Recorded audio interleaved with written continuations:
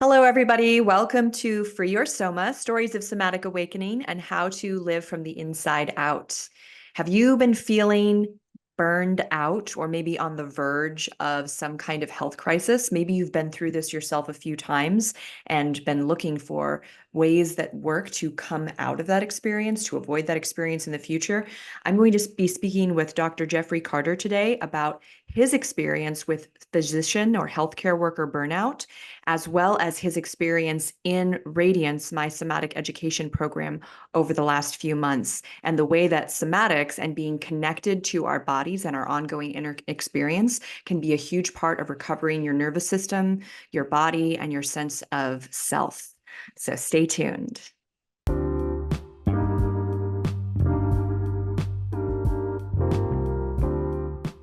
Every day there is a forgetting, and every moment there is the possibility of remembering.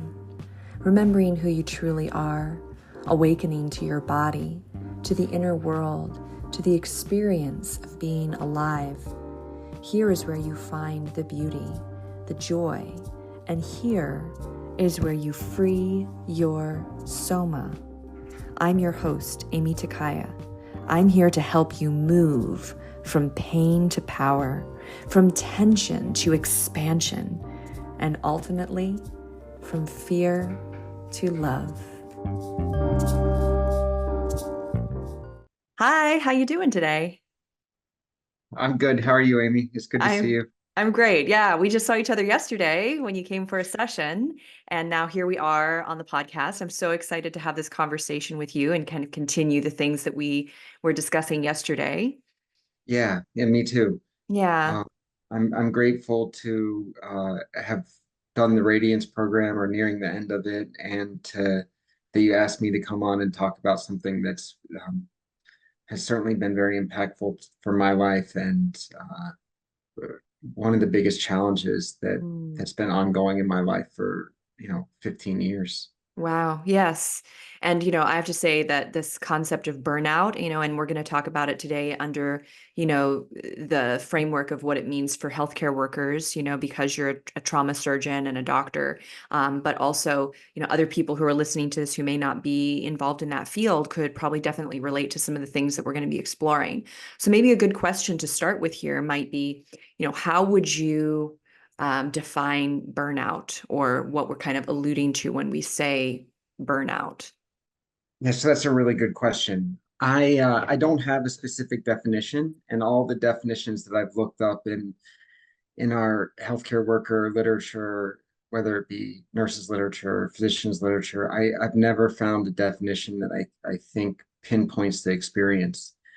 And I think that's because the experience is so individualized for every person that's going through it. So it's very hard for me to have an exact definition.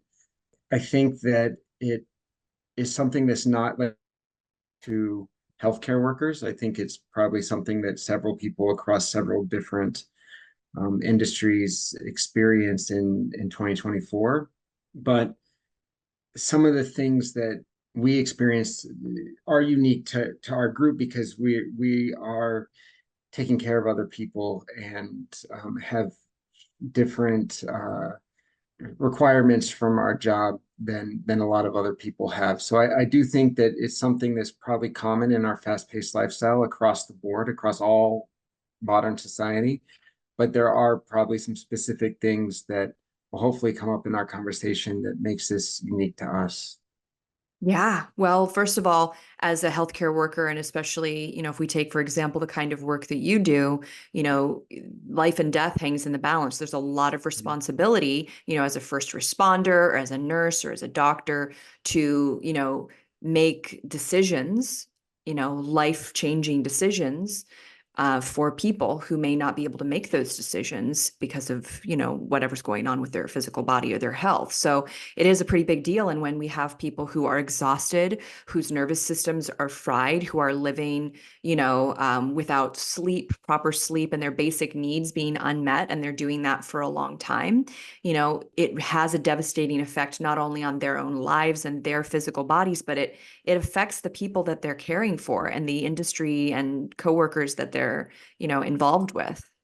Yeah, 100%. I mean, it own well-being and how we interact with every other person in our lives, including the people at work, our patients, and our family members.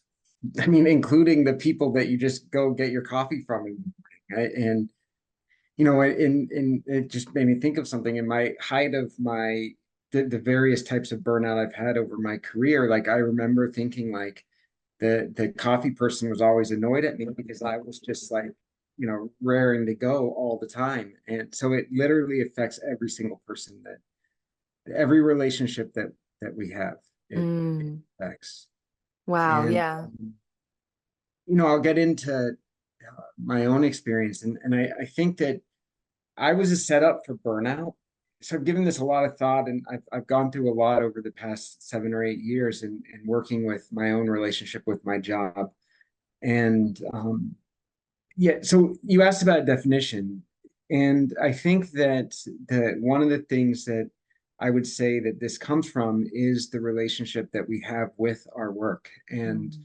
a lot of times, because of those things you just mentioned, like the life or death situations and the meeting people on the worst day of their life over and over and over and over and having to perform over and over and over and over with the poor sleep, with the not the healthiest food that we eat while we're on long shifts and all the other things, we create a relationship with our job.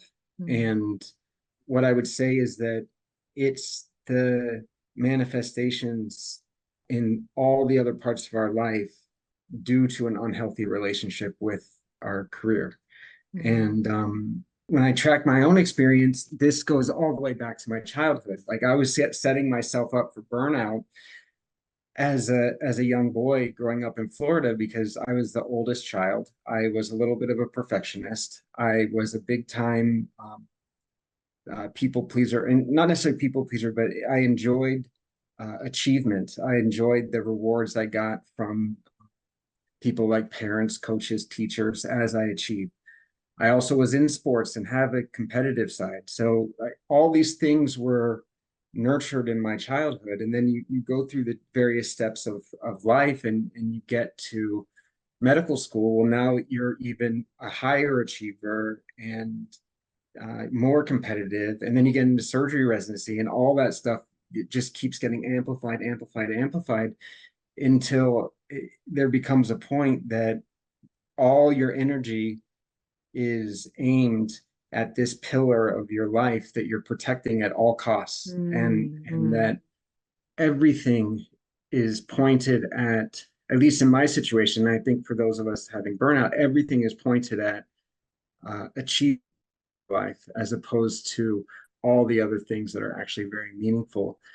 And as you put those things aside one by one, you really develop an unhealthy, toxic relationship with the thing that's your career. I think that without being able to give it a precise definition, I think that that phenomena is at the heart of a lot of a lot of us struggle with burnout.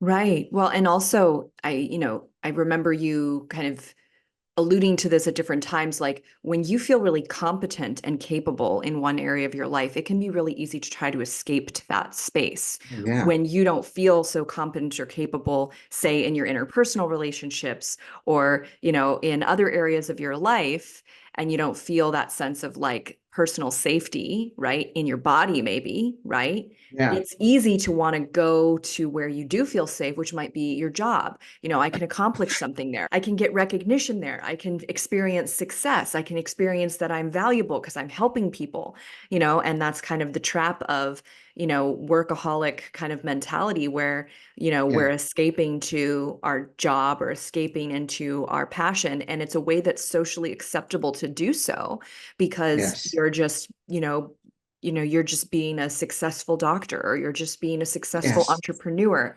And it's tied up though with your lack of safety in other areas of your life and your lack yes. of feeling competent in other areas of your life. So absolutely, it's a positive feedback loop. And then in my particular situation, you have people coming to you all the time saying, "Oh, you saved my life, you saved my life." As I continued to address my own burnout, I actually began to, for a while, I didn't even like hearing that because I realized how that had pulled me into this toxic relationship with my career. And now I'm back at the point where I can just say thank you. I mean, I say you're welcome or thank you or whatever if I get a compliment or get some things, but it's working in the emergency room, working as a surgeon, working as an ER nurse, working as an ICU nurse. Like these are all, very dramatic things because there's life and death involved, and there's TV shows and movies and all this stuff that sometimes glorifies what we do, but for me, it's just my job where I go to Right. every day. And yeah, you really listened to me because what you were saying was like really hit the nail on the head. Like that's all accurate. Yeah. Yeah, and I think that, well, let's kind of go back a little bit. We met each other at this networking event and we had a conversation. And in that conversation, I invited you to do some movements for your neck. And it was one of these moments where I'm sitting there talking to you. And I have these moments from time to time with people where it's like I'm telling you something and I see little lights going off in your brain because this modality, right, Hannah Somatics, is something that you have been looking for, but you didn't know what to call it or what it was. You just felt inside that you were there must be some way to address this tension and this like locked up feeling that I'm having in my body. And then I'm describing what I do, and you're picking up on it. You're picking up what I'm putting down, you know? Yeah, And it was interesting because there was, a few moments where I must have picked up what was in your field too, or what you were experiencing, because I was like explaining that people can carry emotions and memories and experiences in their body. And I yeah, just happened to say, like, they're carrying their divorce in their neck. And your eyes yeah. went wide, and you're like, I I'm remember. carrying my divorce in my neck. Because that was the place that we were really feeling it at that moment. That was the area of your body that had been talking to you really a lot, right? Yes. So in my experience, to get to that point where I met you, my own personal story is that I had become aware that I was burned out and that it was affecting my life in dramatic ways about 6 years prior to meeting you. And is when I went through separation and divorce. And I had done a lot of work to build awareness around the situation I was in. And honestly, to empower myself to be responsible for my own burnout. Like not all of it is in, I'm not trying to say it's all in our control, and it's not just about self-care. I think there's so much more to it than just that. But what I could take responsibility for, I did. And I developed a lot of awareness around it, and from like an emotional, mental, spiritual standpoint, I'd done a lot of work. And one of the things that I had realized through all these various forms of healing that I was doing, and we can talk about some of those later, but one of the things I realized is no matter how much of that stuff I was doing, my body was still tight. And Mm. so I was looking into things like for yoga or for somatic work or body work, and it was just one of those things that I had never actually I knew my body was tight. If you go back 10 years ago, I had no idea my body was tight. So I first had to develop this awareness around it. So then I'd been wanting to do something to relieve this, and I did. I had done things like I had gone to Reiki, I had gone to massage work. I had done a little bit of yoga and various things. I float tanks, like things that made help my body feel better. But all those things led to temporary doing something to me to help me feel better. But I knew I wanted to on this in such a way where I was doing it for myself, but I just hadn't figured it out yet. So when I met you and you really didn't do anything to me, we talked about that, and you showed me some brief movements to do that night, and I felt better. My muscles felt relaxed, and then the next morning I woke up with this idea like, wow, like that those things work. I feel relaxed here for the first time in a long time, and I did it myself. You just talked me through it. So I thought this might be the way that I can learn how to relax my body permanently without having to go for a massage or for Reiki or for other energy work or all the various things I had tried. Like this might be a way I can do it for myself. So that was my initial reaction Yeah. to interaction. Yeah, Well, and I mean, that and fits. it's come true.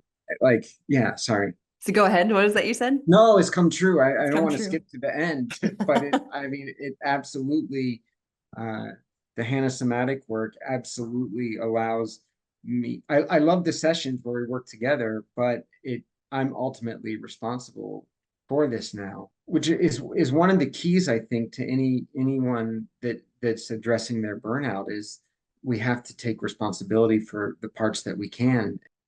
I think that the thing that's the number one thing is and I just want to make sure to point this out but before the end, so I'm going to do it now, is that healers across all centuries of human time, the number one thing was the heal thyself, or physician heal thyself. And these things, you find these things in all of our ancient traditions. You find them in Ayurveda, you find them in shamanic traditions, you find them in the Bible. You find them throughout all time, is that the healer heal thyself, and we just simply don't have that culture anymore. And you're Mm, not trained. There's not even a hour. I mean, maybe there is now, but when I was in medical school, there wasn't even an hour devoted to how to take care of yourself. In fact, all the talk was how to push yourself harder, how to get more out of yourself, how to work while you're exhausted, how to do all these things that ultimately break you down, how to be a martyr for your patients, and all this stuff. And I think that this is at the heart of burnout, is that we are not taking care of ourselves. And interestingly, as we learn to take care of ourselves, we start performing better. hmm. And I don't want to say, like, there's some very great skills I learned. Like, I'm proud to be able to say that I can stay up all night if I have to. I don't think that's a horrible. I think that there's hard conditions and how to maintain focus even in the face of exhaustion. And I'm grateful to have acquired that skill. It's just I just don't want to use it all the time. Right. Like, You want to have freedom and choice. You don't want to be yeah, locked into that's the way that you live your life and that's the way that you experience your body as just the way. You want to that's be able to just be the way. dynamic and have choice and Exactly. have agency and be able to choose to relax and have your body know how to do that. Kind of Yeah, going back to what you're saying, like we don't live in a world or society that teaches people how to take care of themselves.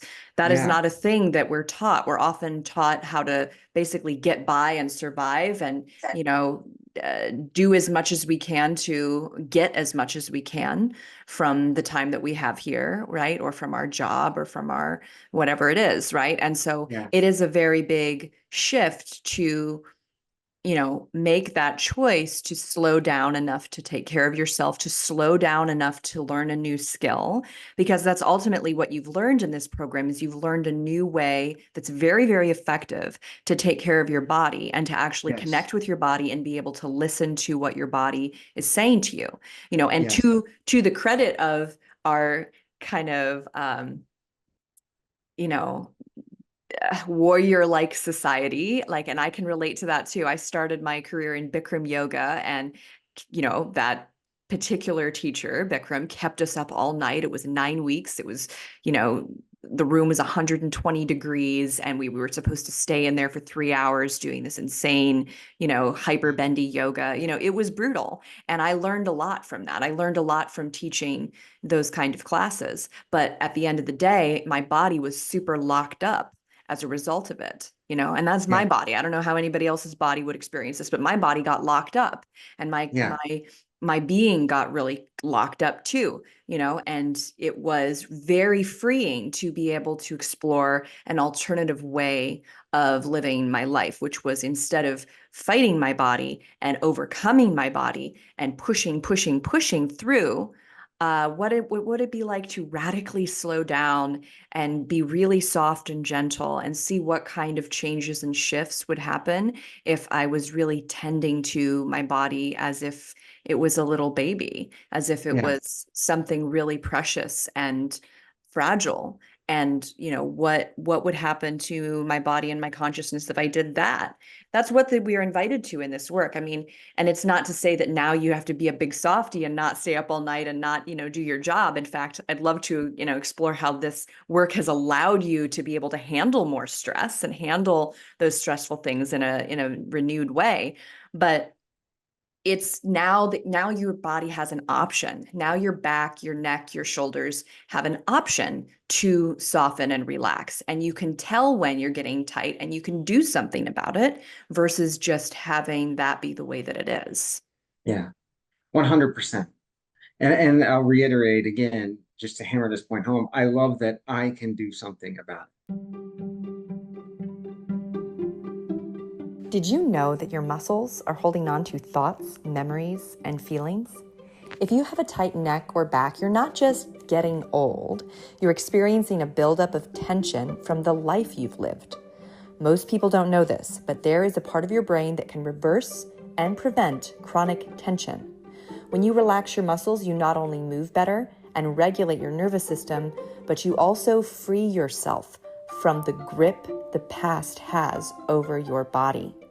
So you can live with freedom, confidence, and enjoy your life now. How does that sound? Join me, Amy Takaya, and discover what my clients are raving about at youcanfreeyoursoma.com. Regarding the hardcore things, those types of things that were very meaningful in my recovery from this too. Like at the height of my burnout, I actually weighed 245 pounds. I did not have one good relationship in my life, literally not one. And I was overall like just miserable. I think some of those more hardcore things, like I did some silent retreats and some pretty hardcore stuff that I needed a little bit of a hammer at that time, Yeah. but I don't necessarily need that hammer anymore, right? So like to wake me up to something I wasn't seeing, like I didn't have awareness around, I knew something was wrong, so I was willing to try anything to help me figure out what was wrong because I knew something was wrong. Like I had checked every single box that society or family or acquaintances that had ever asked me to check, and I was, miserable, like physically, emotionally, I was completely miserable. So those hardcore things, like what we alluded to, I think of those things as like a hammer, and Yeah. sometimes we need that just to crack the shell that we had. I would say actually the prison, just to crack the Yeah. prison that we have created around ourselves. And so some of those things were extremely useful for me. I needed that at the time, but now, like you said, it's been very enjoyable to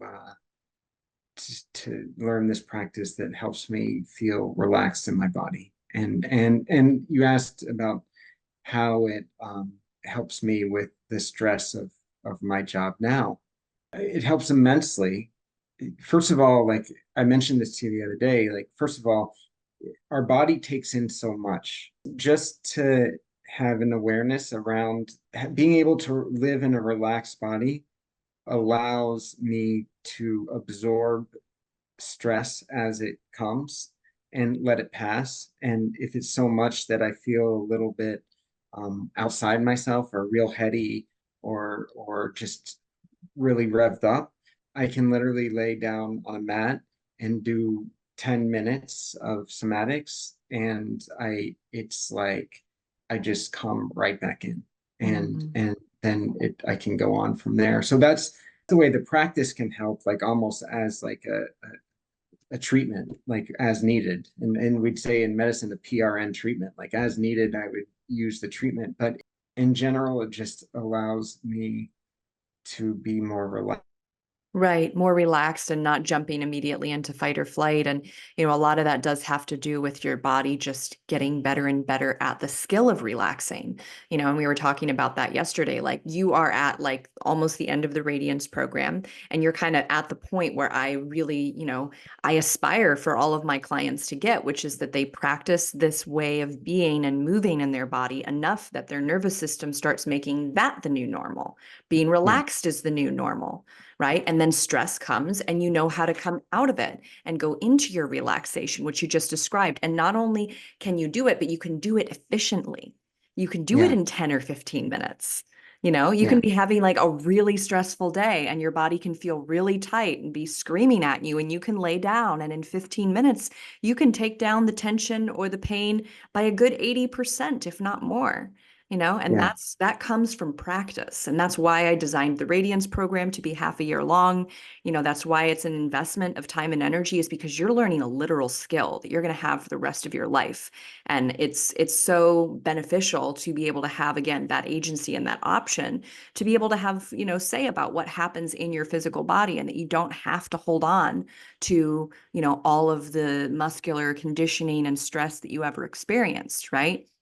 And I want to go back to kind of what you were describing about your own burnout, because I do think that this was a very natural progression. Like it's no mistake that you met me at the time that you did, where you'd already done all of this other kind of processing and healing work, right? You'd already done all this other processing and healing Mhm. work. And then you come to the point where it's like your body and the tension in your body is the final frontier. How do we get your body to catch up with where your consciousness has been headed, has been going, Yeah. right? 100. That was my own journey, but I will say that I think that if somebody could do it the other way too, like if somebody's out there and they are feeling burned out and don't know where to go, it's like you just need to start an inroad somewhere. Like I've thought about this a lot, like, and you'll read this in various places, that there's to get to the top of the mountain, there's several different paths. My own path, somatics, came more towards the end, but I think that it would also be reasonable for someone to say, wow, I'm burned out. I don't know where to start. I don't know where to go. Just start somewhere.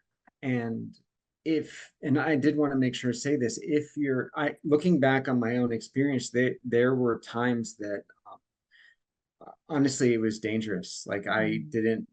frankly, I didn't even want to live at times. Like it was so miserable that I'm very lucky. I had very good support. Like I had some friends that really took care of me and supported me through a really hard period of time.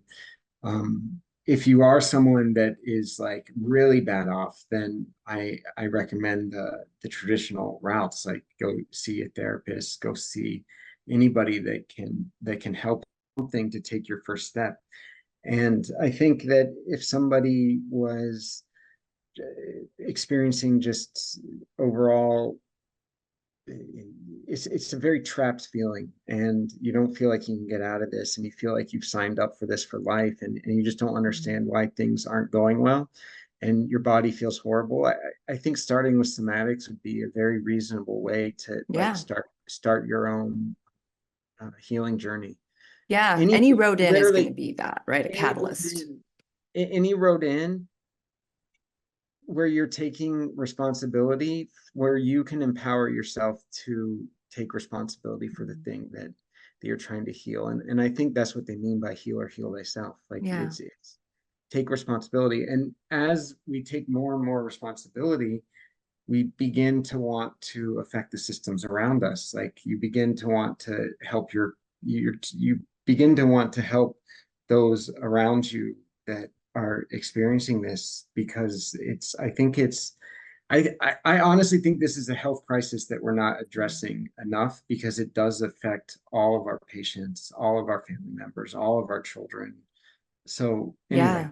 Well, let's get real here with that for a minute. Can you describe to us some of the signs of burnout that you experienced, that, you're kind of talking about how when you are sustaining unsustainable levels of stress for a long span of time, you can start to behave or act in ways or do things yeah, that you would not normally, that are outside, like, what you've known as yourself, or what you would expect yourself to do. Can you talk a little yeah. bit about some of the signs and symptoms of this, this issue?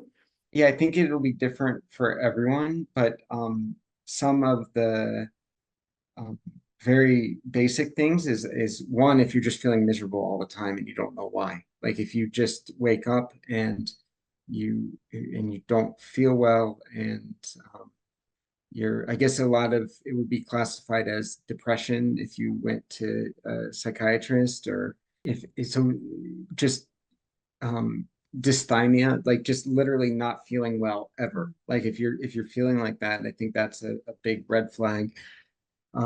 If you have insomnia, like I used to fall asleep at like 11 o'clock and wake up at 2, and that Mm. was it for days. Even on the days that I could sleep, because I was so I never had it checked, but I have a feeling I just had cortisol like ran, Yeah. going through my body at all times, and I was just in fight or flight constantly. So if you know what I mean by fight or, I know you do, but like if someone listening knows what I mean by fight or flight, like just literally feeling like you're revved up all the time, that there's impending doom, like there's a feeling of impending doom constantly. You always think that something's going to go wrong, and um, so that was a big sign.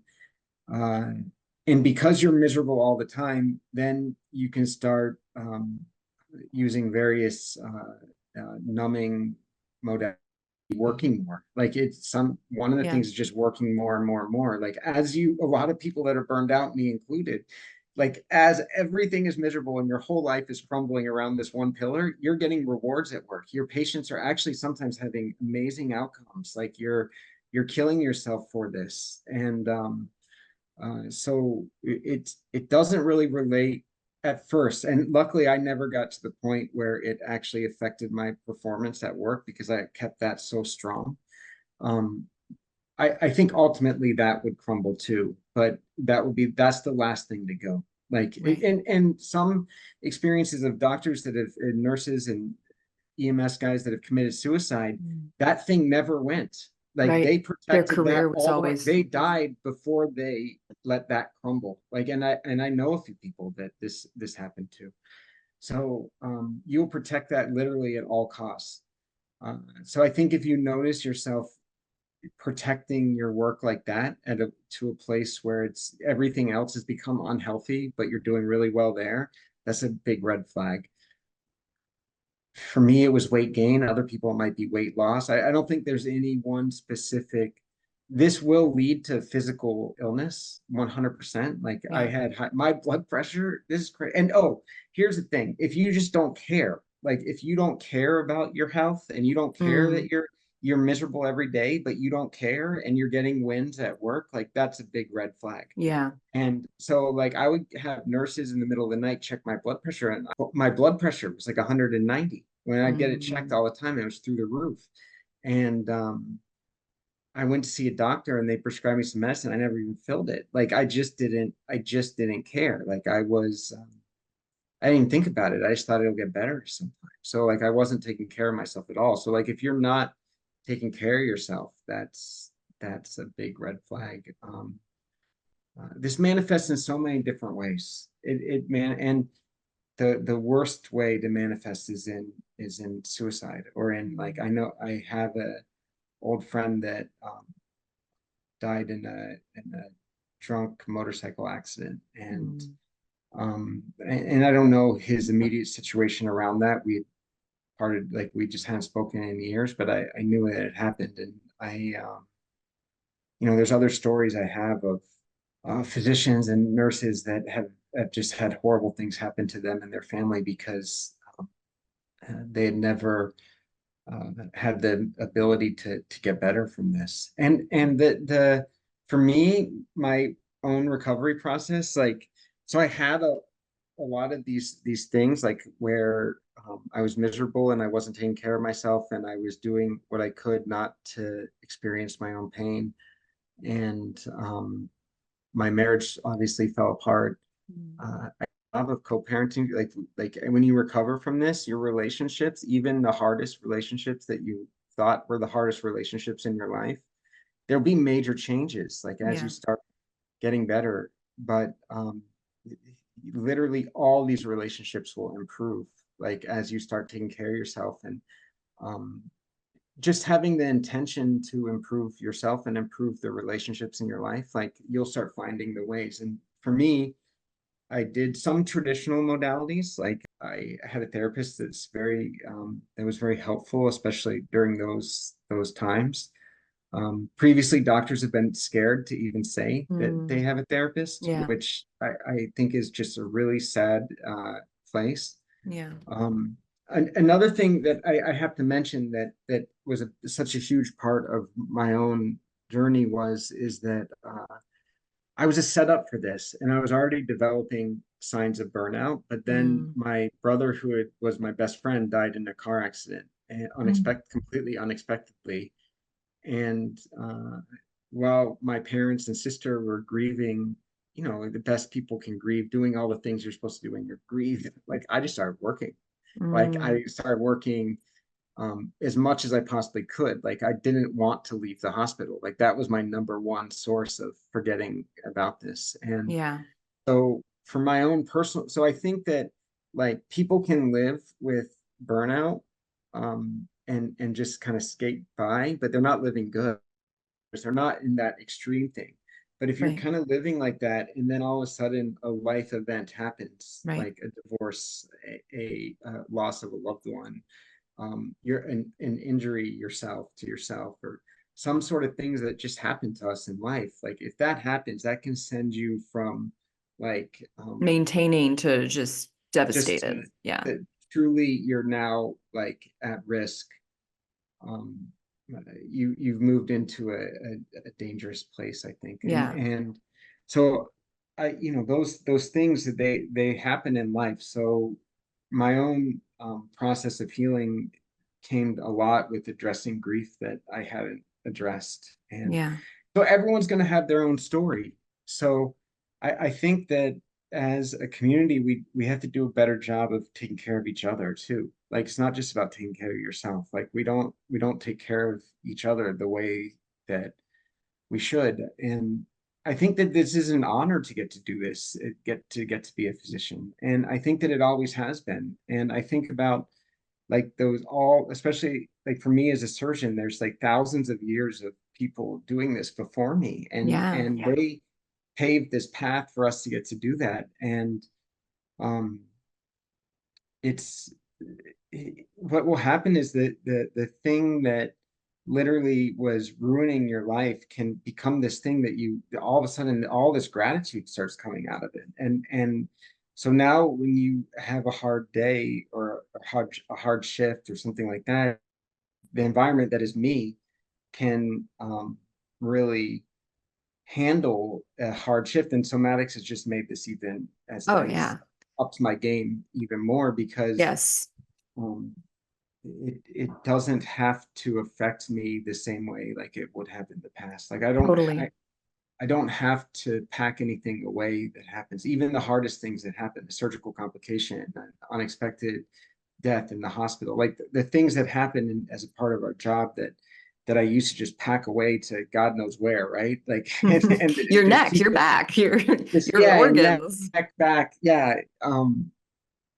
Now like you can just handle that stuff directly. And Yeah. somatics has been another huge step for me in being able to do this. Wonderful. I mean, it's so very literal what you're talking about, this increase in capacity. So, kind of taking that analogy of you said kind of like you're living with burnout, you're living in this sustained level of stress and you're getting by. But then if something happens and, life throws a big curveball at you, it threatens to just like completely wreck you and wreck your life. Yeah, Like this is now a cancer diagnosis. This is yeah, now a heart attack. This is now yeah, totally non-functional, and I can't work at all, losing my job, all of this catastrophic stuff because there was no reserve. And we can look at yeah, this the same way as like your muscles. When your muscles are really bound up and contracted and they're staying this way habitually, you're waking up in the morning with a tight neck and a tight back and it's aching and sore until you get moving around. You're sleeping. You're literally sleeping with like muscles that are expending energy, right? yeah, If you do, you're getting by like that. You're doing a little yoga and you're getting things a little more limbered up, but it's going on. It's staying tight, staying in contraction. Now you have a car accident, a little fender bender, some whiplash, or something even worse. Maybe you fall off your bike and you hit your body, slam your body down on the ground. you could break your pelvis because your body's already so contracted and so tight. Those muscles can't contract anymore. They go into spasm and they press down against your bones. And now you have that additional impact, not just of hitting, the pavement, but of your body tightening as you hit the pavement, tightening so much that now you're severely injured. Now you've torn a hamstring. Now you've torn an ACL. It's how this works. We have to be able to have that capacity to be able to handle any kind of stressor. If we're living already 80%, almost to 100% of our maximum that we can handle, it's going to break us. It's just a ticking time bomb. And it's just a matter of time before something happens and there's literal damage that happens, right? So when you lower your baseline tension, which is what you've been doing, when you relax and you teach your body how to lower that baseline tension. Now, if you start from a relaxed place, your muscle literally has so much more strength and power that it can give you. If you are at that, like taking care of yourself on a daily basis and you have support from other people and you're, nourishing your physical body and you're respecting your own limitations and boundaries in life. Like you said before, something stressful happens at work, something stressful happens in your personal life, you've got so much more capacity to be able to deal with that issue because you're not like living on the edge of burnout or living on the edge of a cramp, right? Yeah. Well, regards to burnout, is the house of cards falls real fast, Yeah. like when something happens and it crumbles. But you know, to talk a little bit about just the relaxation in the muscle. So as part of my own process, I went back and I studied integrative medicine and through Andrew Weil's program at University of Arizona. And one of the emphasis of integrative medicine is that looking at us as one. So Mm. I can't prove this. So I'm not stating this as medical fact, but I do believe I would love to do these tests or find these tests that somebody else did. Is when you live in a relaxed body, I'm sure what I, like I said, I can't prove it with a study. There's not the medical evidence to prove this, but I do. The experience of mine is that all my endocrine system, my neuroendocrine system, my cortisol level, my all that stuff seems to balance as you live in a more relaxed body. And so back to integrative medicine, like looking at us as one, you can't um, in Western medicine, we have a tendency to compartmentalize things. Like we Mm. look at the heart, we look at the liver, we look at the muscle, we look at the bone. Um, my experience with somatics is it's good for your overall Yeah, wellness. And absolutely. yeah, so and I love integrative medicine because it allows us to accept all these forms as healing as potentially legitimate, like Yes. and not just saying that we only do Western medicine or we only do alternative medicine. It basically says we look at all this and see what modalities, including conventional Western medicine, um, come together with a true integrative plan of attack for a Right. person. And I think somatics would be a great part of that. I personally would be interested in doing research, and I don't do research anymore, but I would be interested in research in patients that are recovering from things like broken bones and traumatic events. Because the patients I see, like if you're in a car accident, like even people are going to break bones no matter what. Yeah. So I would be interested more in, like, how you're saying that the tension around the bones, the chronic state of contraction, like how would bones heal if the muscles weren't in that state of contraction? So I Right. think that's interesting. Yeah, totally. I'm down. I'm down for any research that you have a buddy who works at a yeah, academia, you want to throw my way who might be interested. Yeah. I am all for facilitating some kind of research because I think there's only two published studies on hanosomatic education. One of them involves actually neck pain, right? How it can Okay. benefit neck people with neck pain. And then the other one was more like kind of these case studies that was looking at like three different people who, and their progress over a period of time. But I think longer form studies would be really fascinating because, and here's kind of a little answer slash anecdote to what you just asked, the question you just posed. So my grandmother paid for my father's somatic education because she wanted him to do this. He didn't even really know fully what this was when he Mhm. kind of got initiated into this. There's a whole story with like my aunt and my grandmother approaching him and being like, you need to do this thing, you know? So after he was certified, he went to take care of her for 3 years because she, wasn't driving anymore. She was getting on in years. She was in her late 80s, and couldn't live alone anymore. And during the 3 years that my father was taking care of her, as she's in her, late 80s, right? Okay, well, I should say the catalyst for him coming down was she fell out of bed and broke her hip, Mhm. right? And went through this whole recovery process and healed from that, right? Just by falling out of bed. Then he comes down, lives with her for 3 years. In 3 years, he did about 500 hands-on sessions with her because every single day she would come knock on his door and say, session. And he would go in and do a session with her. And she was half asleep and snoring most of the time. And like, just how it goes when you're deep in your parasympathetic, right? So flash forward after those 3 years, her care level increased and she needed more care. So I changed my whole life to come and help care for her during her end of life phase with my cousin. My cousin and I lived with her in her home and did full-time caregiving for her as she was towards end of life, right? I watched this little tiny Japanese lady fall 4 different times. And it was like a scary fall. Like she was walking towards me and she just slipped and like slammed down on the hardwood floor. She fell out of bed once. She also fell off the couch once. And this woman did not break anything. Mhm. And my dad and I both postulate that it's because of those 500 hands-on sessions, Yeah, right? And then even at her end of life phase, when she was kind of all curled up and immobile in her bed, as people do when they're, towards end of life, when we would ask her, are you in any pain? She said no, she wasn't in any pain. Even though her body was tight and contracted and crumpled yeah, up, she didn't need morphine. She died yeah, naturally without drugs because she wasn't in any pain. And yeah, that is extraordinary for someone at that phase of their life. Usually people are in a lot of physical pain, and when yeah, you move them around, they're suffering.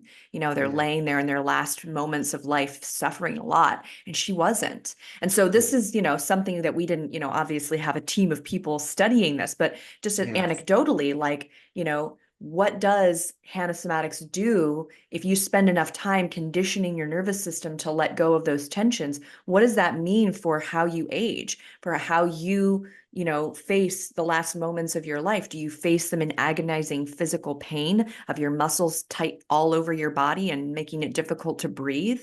Or do you face them with a relative amount of relaxation, even if you're tight and immobile, right? yeah.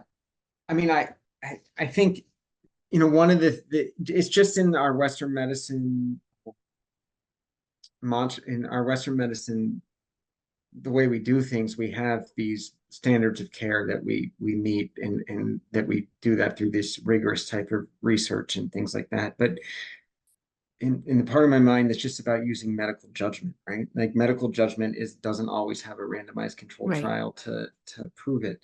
And I tend to think of things as what's the risk and what's the benefit. And there's absolutely no risk in this. I mean, there's no risk in learning to relax your muscles and potentially all these benefits that you talk about. So I like hearing case studies. Like I read a good part of Dr. Hanna's book, and he has each chapter is a case study. And uh, I, I think that when and how I use judgment in my own career, if I have a modality that carries literally no risk and potentially huge benefit, then for me to recommend that, I don't necessarily need all the rigorous studies that I would have, like if I'm prescribing a new pharmaceutical with a whole bunch of side Right. effects, Yeah, like yeah. that, then I like to know like this compared to this, that I'm this is worth those risks.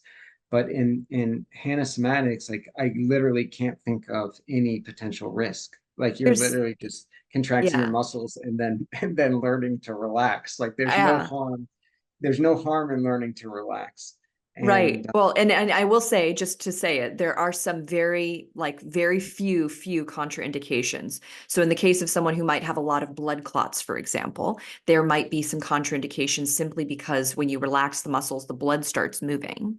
You know what I mean? So they'd want to be cleared by their doctor for any type of exercise, even somatic of exercises, course, you know, yeah. obviously. And then the Okay. other thing that's like maybe a contraindication can be like if someone has a lot of unprocessed trauma and they have unconscious memories of things that they don't remember happening to them. And as they, and this is with any type of somatic work, it doesn't have to be Yeah. somatics, right? But they start getting in touch with their body and they have a memory of something from their childhood that's very traumatic show up, you know, and don't have the tools or the support to deal with it, like it can be dangerous in that way that they're Okay. suddenly faced with so much that they, you know, but that's again not particularly common. It's just something that, you know, like people should be aware of it, but it could happen in a yoga class. Like it could happen in So any type of somatic work, you know, where you're yeah, getting in touch with your body. and I think that brings up a good point about burnout is that often we need multidisciplinary teams Totally. to take care of ourselves. So like you as a healthcare or healer, healthcare practitioner, like if you met someone that you're worried this is going to happen to, you can get the team in place so that you can safely help that person. And I think like when it comes to burnout, my own and I know for many other people, I needed like a team. Yeah. And that team didn't communicate with each other. I developed the team around me, but I needed various modalities of healing. Like I needed I had a great therapist, but I had also had a great meditation teacher, and I had great friends. And now I have you in the somatics, and I have a Reiki healer that works close to my job in trauma, and like I've learned how to use these various people and various skills to help keep me well. I have a coach too. I was laughing with I was laughing with some of my colleagues about the number of people that we need to just keep ourselves good, because I'm lucky now. I work in a group of all trauma surgeons that truly care about their well-being, and I'm so Mm-hmm. happy to be a part of that. And you come together in a community that way, and we tell each other different ideas or different things we're trying or different things our wives like are trying, and we share, and like we're all bolstering not just our group as doctors but our PAs. Like we're working together to try and get everybody up, right? Like as opposed to everyone bringing each other down. And but we were laughing about just the number of people that it takes to keep ourselves well. But I actually think that's really healthy. Like I think Yeah. it's you take on a role that's extremely stressful just to have the awareness that I just this is a huge part of my own recovery, just to be able to say I need help.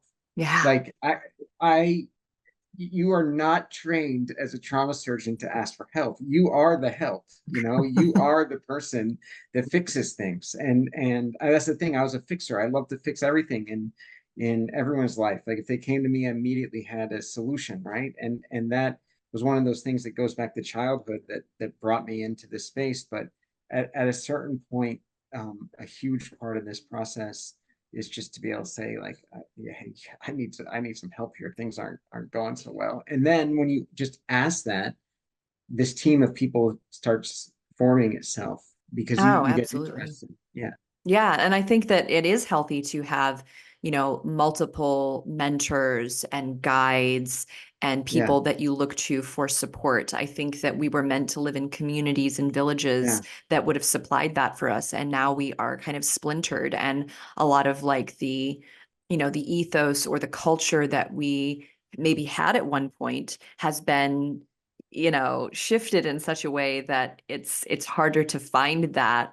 And so now we, we find specific people who can fill those roles for us, Yeah, and that's what I call being resourced, and I do that too. I'm resourced. I have people that I work with that help and support me, yeah, and I need that for my ability to help other people, yeah, and that's why I think, what you're describing with, a group of like-minded physicians in this case, where you are, instead of going out and drinking and partying together, you're showing yeah, up for each other and encouraging each other to take care so that you yeah, can fulfill your mission here and do the thing that, that you're doing so importantly in this world. yeah. And then to add to that, not just your group of people, but also having um, your practices and your Mm, hobbies and the things that you love. Like yeah. making space for those things is important. So my practice is now somatics is part of my practice, but I have things that I can go to. I can go to a particular guided meditation or a particular guided teacher. I can go to my own silent sitting. I can go to somatics. Next weekend, uh, we're going, my wife and I are going to go hiking for 4 days on the Appalachian Trail. Like that's a hobby, right? So like that takes planning, preparation. It's something I get excited about. Like right across this wall of my backpack and everything laid out. Um, the a decade ago, I didn't have space in my life for these things, and some of that's important. Like when you're going through surgical training, you don't really have time to just be hiking in the Appalachian Trail and doing all the things that I do now. And that's okay. Like I did want to touch on Mm, this real quick if anyone out there's a resident. For me, when I was going through residency, I did not have the degree of burnout that I had after. And I was thinking about that this morning before this talk. And it's because I loved what I was doing. I loved, and I've always loved what I do, but like I was learning a new skill and that was exhilarating. So I developed characteristics that would lead to burnout. And I was probably burned out at that stage. I just didn't feel it because I right. was so enthusiastic and I think that that's a really wonderful time of life too. Like if you do get focused on, like if you are a resident out there and you are like really want to hone your skill and you want to learn something really well and you're devoting your life to it, I think that's okay. Just know that there's risks to that. And like I think what I was lacking was the mindfulness. I Mm. wasn't able to say, like, I'm doing this right now. But when I can't wait to get back into playing basketball or going hiking or reading books or doing all the things that I enjoy to do as a person. Um, I didn't have any awareness around it or mindfulness around it. Right. And there's seasons to life, Seasons, yes. and we go through phases where, yeah, like it's go time. Like we're getting Yeah, we're getting it done and we're sacrificing certain things, and but then there's going to be a different season and your body will force you into a season of self-care if you don't yeah. make that a priority. Your body will let you know. So learning surgery was one of the most exhilarating, fun seasons of my life that I'm forever grateful for. Learning myself and how to take care of myself and how to take the foot off the gas is also one of the most exhilarating, just a different kind of exhilarating, Yeah. but it's one of the greatest seasons of my life. So it's interesting all these paradoxes that we find. And that's a huge one. Like the thing that I'm saying like caused me to be burned out or this and that is one of the things I love the most.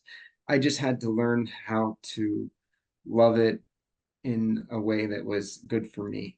Yeah. And just learn that. And uh, so anyway, both things are true. Totally. And I want to reflect a bit on, how far I've seen you come in the time that we've been working together, not only in your literal muscular, way that your body's being held, all that tension that you were carrying around your neck and shoulders has just really melted away, and your posture has shifted, the way that you express and share things very easily, very fluidly. You just seem so much more alive and free than the person that I met at that networking event who was like carrying this like invisible backpack around, just carrying this burden, And I feel like I've gotten to meet like the real you. I've gotten to meet like this you that was underneath all that accumulated stress. Yeah. that you were kind of like trying to get back to or trying to find again, and you were Yeah. just right there on the edge of being able to connect there at that level again. And what I noticed was that, when I met you, you were very like clear that like I can't keep working nights, like I can't keep doing this. Like it was almost like your body was like, I'm about to burn out again if things don't change. Yeah. And you even thought you had to have a career change. And what I Yeah. saw about 2, 3 months now into the program is that you're like, actually, I'm good. Like I love my Yeah. job and I love what I do. And, Yeah. I don't need to change my career. I don't need to Yeah. stop working nights. What you needed was to let your body actually be able to rest when it was Yeah. time to rest and not stay elevated and Yeah. stay in that stress state. And so it's this like, I hear this from people a lot. Like they think their desk chair needs to change. They think that Yeah. their boyfriend or girlfriend or husband or wife needs to change in order for their experience to be better.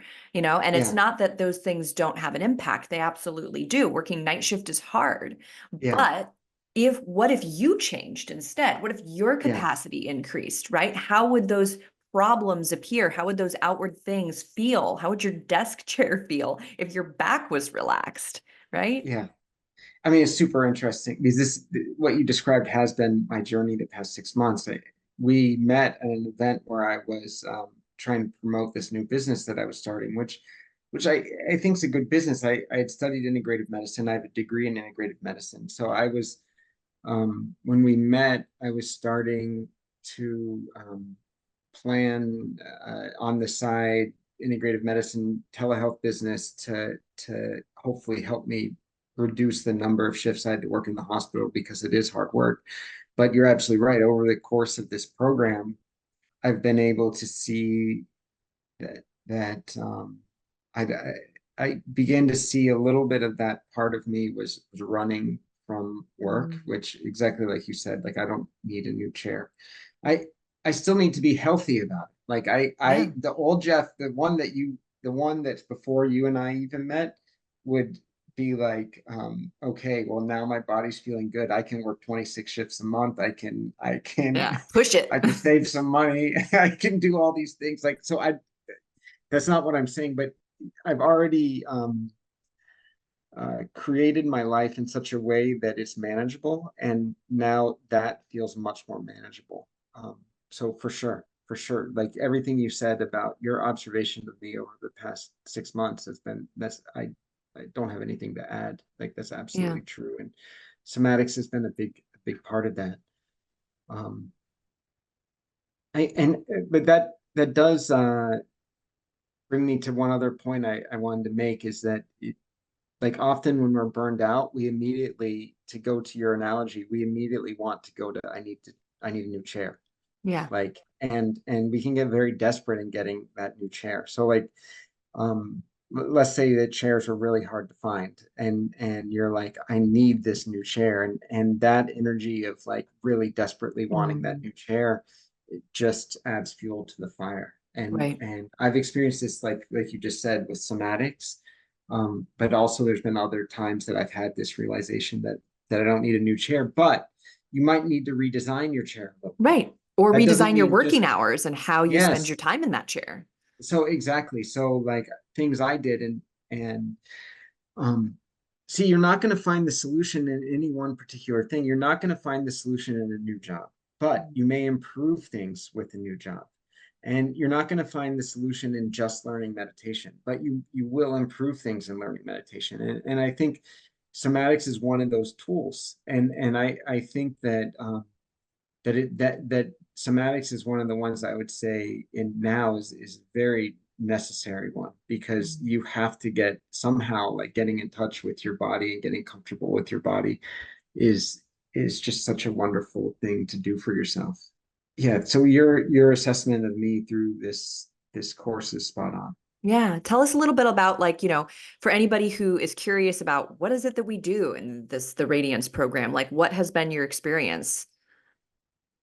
Um, well, we do our one-on-one sessions where that are more hands-on, and you're helping me go through the movements that of really just tightening our muscles and relaxing our muscles. And um, so we do those one-on-one sessions that have been great, and then we do our online sessions in a group where you're talking us through things over a computer setting like this, where in those sessions I learn more how to do the movements myself, and then I've developed a practice like you've encouraged where I try and do some somatics every day, even if it's only 5 minutes, it helps. Yeah. But my experience, so that's what we do. My experience of this is one of this isn't a term, and is peripheral neuroplasticity. Like it's Mm. like a remembering of how to relax. And like Tana's term, the somatic amnesia, Sensory somatic motor muscular amnesia. sensory motor amnesia, Yeah, sensory motor the amnesia. motor cortex has not been connected to the space directly. It's been being controlled autonomically by the cerebellum maintaining contractions. So that reconnection I experience as a form of neuroplasticity. Mm. Just like very similar to in meditation, how new awarenesses start coming up, and you start to develop sides of yourself that you had been amnestic to for a very long period of time due to trauma or due to whatever reason. And I find that somatics, the same thing is true, except for on a peripheral muscular level. Like at the gym now, I'm so much more aware. Like if I'm doing an exercise, like a bench press or some sort of thing, I'm so much more aware of what muscles are contracting, but also what muscles are relaxing. So Hmm. on the contraction, like we've talked about before, is the to contract my chest, my back has to loosen. And Yeah, I wasn't aware of that before. I it wasn't probably aware. wasn't loosening. Yeah, probably it wasn't. Yeah, it probably wasn't. But like even if it was, I wasn't. The lengthening is the word I'm looking for. The Yeah. lengthening of certain muscles when other muscles are contracting. And now when I'm doing an exercise, I'm much more aware of what's going on. But also I'm aware of like if I'm just driving, like I didn't realize like I'm driving and one foot is on the gas and the brake, and my other leg is just sitting there contracted. So now what happens is I think I come to a red light and I think, well, why is my left leg just it's not doing anything? Why is it sitting there contracted? So I'll notice that and just be able to relax it. Yeah, And I mean, it's an amazing then thing. and then the rest of my drive I'm there relaxed. Honestly, another thing that I've never shared with you is that I do think also being in a relaxed body from a leadership standpoint really helps. So like when I walk into a trauma situation and um, I'm even more relaxed than I used to be. Like you're a certain degree of relaxation because you're in your power. You've done this hundreds of times, and you're comfortable in that role of being the team leader and this and that. Mhm. But the whole team is looking at for you to be relaxed. Yes. So I can embody that so much better now than I even did 6 months ago. And um, because it's not just my mind that's relaxed. Like I literally walk in and I don't feel myself like tighten up. Yeah. Even if I was saying things from a calm state of mind, my body wasn't matching that. Right. So I do feel like from especially in what I do from a leadership standpoint, like people are looking at you to um, to be calm and collected and relaxed, and your body's just such a huge part of that. Oh yeah, absolutely. I mean, I actually do workshops and presentations about embodied leadership and use and how to use somatics as a tool for that because of what you're saying, the confidence that, when you show up with a calm nervous system and you're not ruffled and already freaked out and thinking about all the things that could go wrong, when you have Mhm. this sort of competence, confidence air about you, people are not only like attracted to that, but they are in turn soothed by it. And it Yes. helps to calm the situation and make things more cooperative and more smooth, Yes. which is what we really want from our leaders. We want our Yeah. leaders to be making, people connect with each other in a way that problems can get solved, in the way that, situations can move forward, that projects can move forward, right? That's what we kind of want from our leaders. And Yeah. when a leader is able to embody and authentically show up as someone who is calm and confident and capable, right, with that newfound capacity of a relaxed physical body, right? That's where we can really start to see, and this is why I call the program Radiance, that it impacts everybody else. It Yeah. impacts all the other people who are working under you, Yeah. alongside you, the people you're interacting with, all get to Yeah. benefit from that radiating energy of it's going to work out and we're going to figure this out together. It in yeah, as you're saying that, I'm just thinking how much that helps my patients and their families too, Yeah. because I have to deliver a lot of heartbreaking news, and in the situations where to inspire confidence goes a long ways in helping that person recover from whatever it is, the challenge Mm. that they're facing. Yes. And something I've thought about a lot over the years is how to speak to someone remaining calm, uh, but also really showing that I care. Yeah. And you can't. Early on in my career, I'd sometimes be an emotional mess, and like you don't want to. At least I don't want to be in it like that, because that's not inspiring a lot of confidence if I'm also like upset Yeah. like the family is.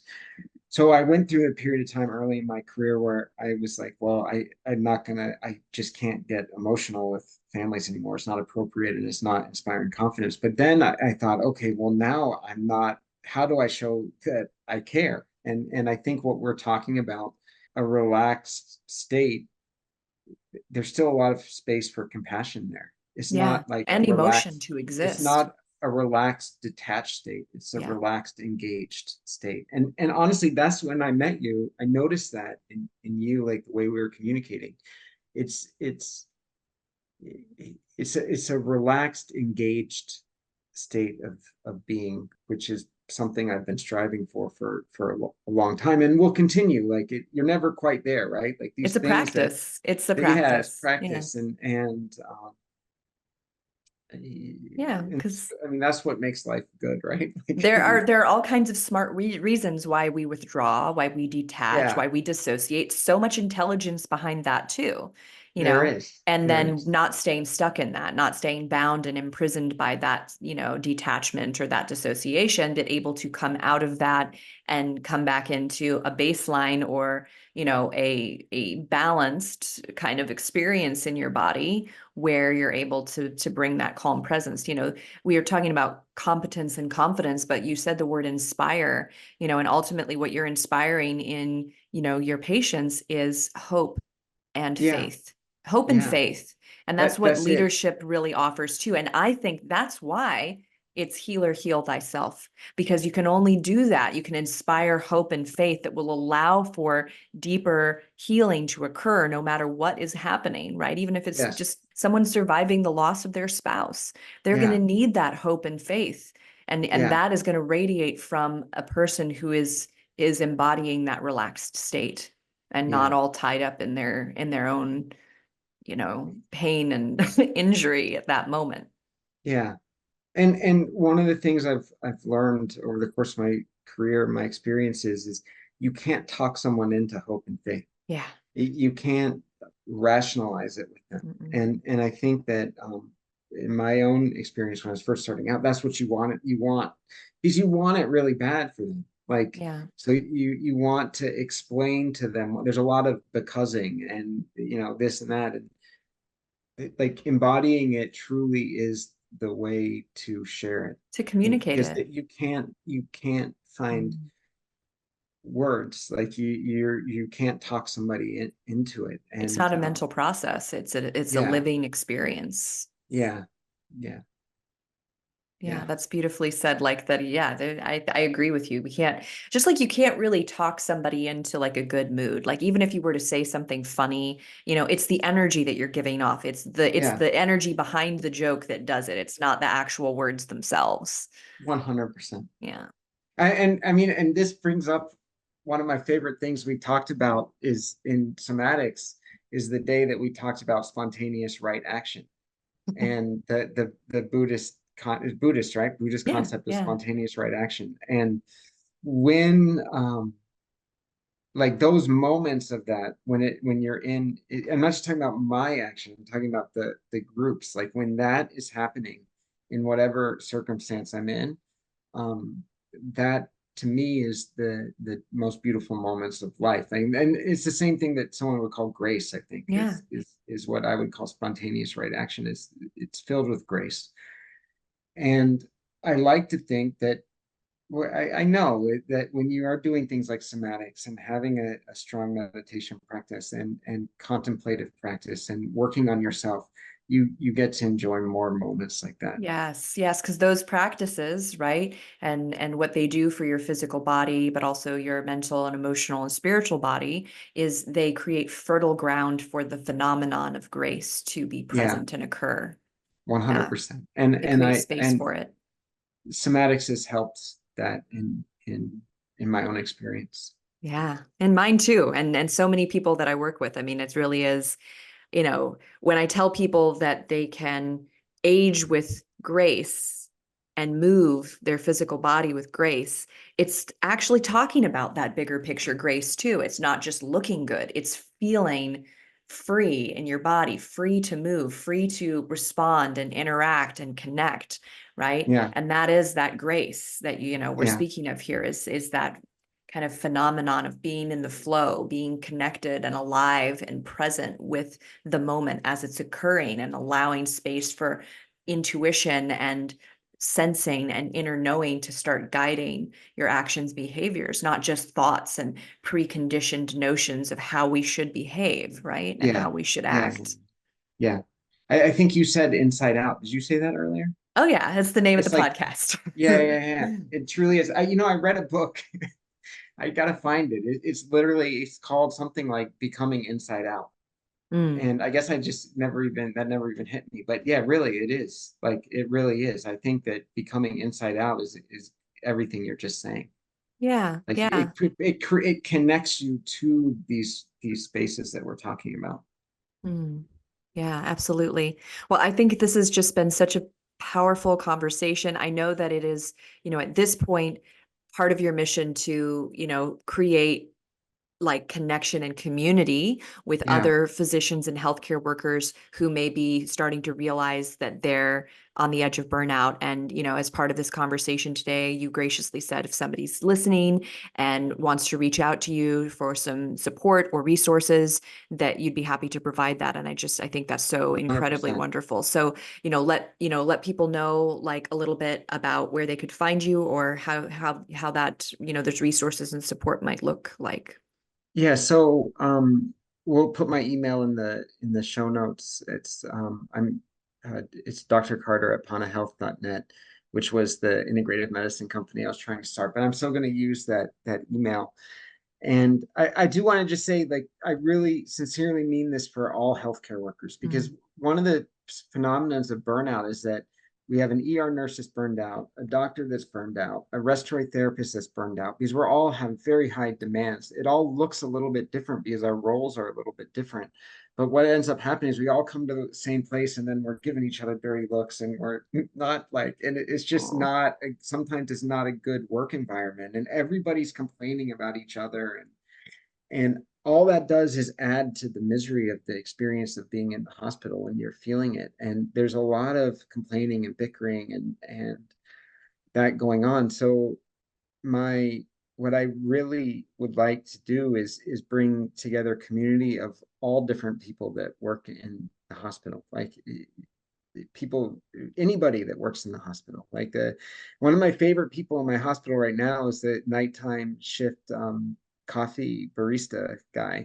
And he's always so happy. And I don't know why he's so happy at 3 and 4 in the morning, but I don't know if I'm really even going to get coffee from him because of the coffee, but his energy just boosts me up. So what I think is that I would love to build community, even if we don't work in the same hospital, but if we start building community around this together and share with each other what this experience is like for a nurse, for a respiratory therapist, for a I don't mean to leave anybody out, for a hospital administrator, even anybody yeah. that's working in these buildings.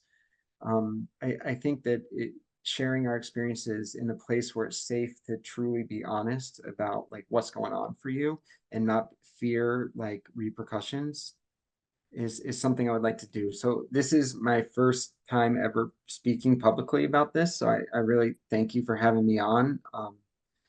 And it's like it feels really good to just talk about this and to talk about this with you, having helped Mm. me so much over the past 6 months. And I would love to have this conversation with more and more people. So at some point soon, I'll start a community on one of the various community apps, Yeah. and we can see where it goes.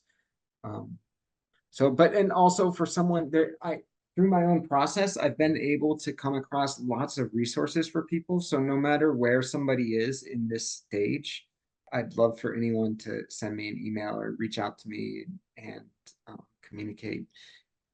So that's just really where I'm at. But I most of all, I'm just very grateful for this opportunity to share my experience in a Yeah. public forum. And Thank you. Thank you so much again for it. I mean, it hit close to home for me, some of our conversations, because, and I won't get too far into this, but my mother, was a nurse, has been a nurse, is still a nurse. And growing up, she was definitely in a long, long phase of sustained what we would call burnout, right? And that affected me. And it of affects, course, as we mentioned at the beginning of this podcast, our radiance can work the other way too, where yeah, when we are really dysregulated and stressed out, it's going to impact the other people in our life in a really detrimental way. And so this is a big issue. And I feel like, COVID shined a light on that. yeah, And there's more awareness about it. And hopefully there will continue to be more awareness and more resources and more people like you stepping forward to, initiate a bigger systemic change that yeah. is needed and coming for this industry to survive, honestly. Yeah, and I think that's happening, but I think that the importance of that being grassroots to some extent is really important Yes. because you cannot, no matter how well-meaning a hospital might be, a hospital can't cure this for me. It Mhm. has to be me empowering myself. Yeah. And Yeah. and I think that like no matter how many yoga classes I went to or meditations I did, like it really has to come from inside us. Right. Yeah. And that's what I mean, just somatics is about reconnecting with yourself and building that Yeah, foundation in yourself. And then the yoga, the meditation, the yeah, talk therapy, all of that will be more effective when you have that practice of sensing and listening in and building pathways to get feedback from your body about what's happening real time, what's happening right in your physical body. And so I'm so proud of your progress, and thank just you. you who you are has been so exciting to get to meet, like I said, the you underneath the, that ball of stress. And I'm really excited, and I can't wait to continue to support you in all of the different ways that you're going to show up in the world and make a difference. Thank you, So Amy. And likewise, absolutely wonderful talking with you, and we'll you we'll too. see we'll see each other again soon. Okay, all right, bye.